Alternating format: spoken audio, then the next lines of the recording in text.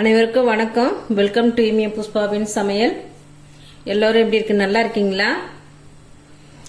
இப்போ கோழி பொரியல் செய்யலாங்க. கோழிக்கறி இது மாதிரி பெரிய பெரிய பீஸா போட்டுக்கணும்.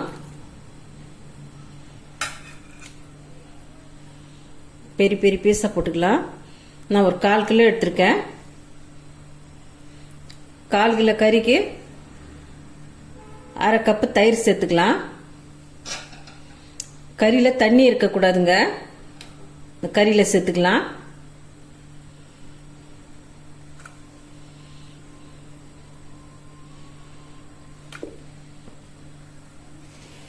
ஒரு ஸ்பூன் கடலை மாவு சேர்த்துக்கிறேன்.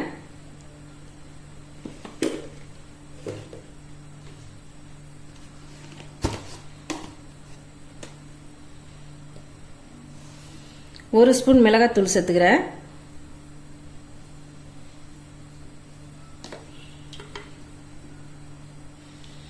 ஒன்றரை ஸ்பூன் இஞ்சி பூண்டு பேஸ்ட் சேர்த்துக்கிறேங்க. கறிக்கு தேவையான அளவு உப்பு போட்டு கொஞ்சமா கலர் சேர்த்துருக்கேங்க. போட்டு கலந்து வச்சிருக்கேன். 1.5 மணி நேரம் அப்படியே ஊறட்டுங்க.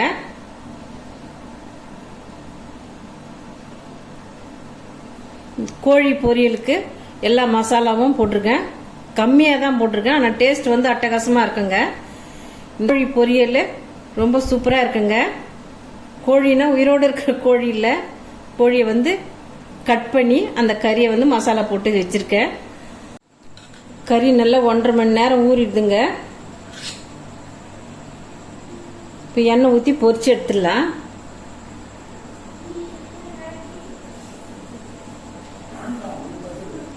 ஸ்டவ் பற்ற வச்சு சின்ன கடாய் வச்சுக்கலாங்க. திட்டமாக எண்ணெய் வேஸ்ட் பண்ணாமல் கொஞ்சமாக எண்ணெய் ஊற்றிக்கிறேன்.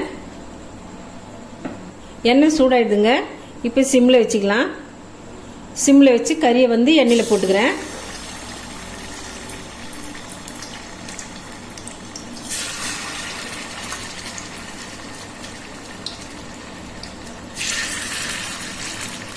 சிம்மில் வச்சு பொரிச்சு எடுத்துடலாம்.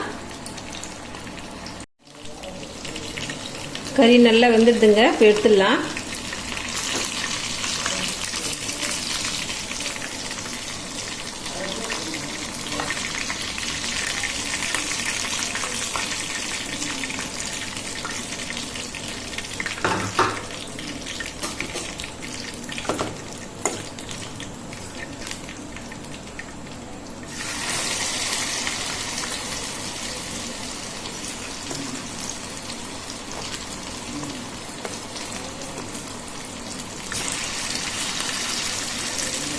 கறி நல்லா ஊறிட்டு இருந்து நம்ம சிம்மில் வச்சு பொரிச்சா தான் அந்த மசாலாலாம் உள்ளே இருக்கிறதுல நல்லா மொறுன்னு எண்ணெயிலே வேகும்.